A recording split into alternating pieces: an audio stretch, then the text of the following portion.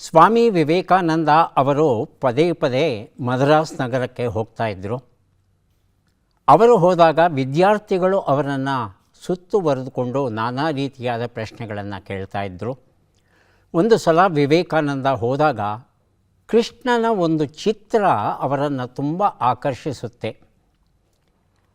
ಅಲ್ಲಿರೋ ಹುಡುಗರನ್ನು ಕೇಳ್ತಾರೆ, ಕೃಷ್ಣನ ಮೈಬಣ್ಣ ನೀಲಿ ಇದೆ, ಯಾಕೆ ಅಂತ ಕೇಳಿದಾಗ ಅಲ್ಲಿರೋ ಹುಡುಗರೆಲ್ಲ ನಿಶ್ಶಬ್ದರಾಗ್ಬಿಡ್ತಾರೆ, ಯಾರೂ ಉತ್ತರ ಕೊಡೋದಿಲ್ಲ.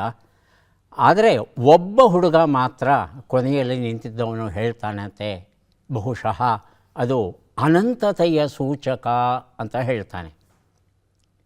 ಆಕಾಶ ಅನಂತವಾದದ್ದು, ಅದರ ಬಣ್ಣ ನೀಲಿ.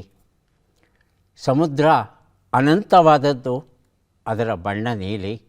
ಹಾಗೆಯೇ ಕೃಷ್ಣ ಪಾರಮ್ಯ ಅನ್ನೋದು ಏನಿದೆ ಅದೂ ಸಹ ಅನಂತವಾದದ್ದು. ಬಹುಶಃ ಆ ಕಾರಣದಿಂದಲೇ ಕೃಷ್ಣನ ಬಣ್ಣ ನೀಲಿಯಾಗಿರಬೇಕು ಅಂತ ಹೇಳ್ತಾನೆ ಹುಡುಗ.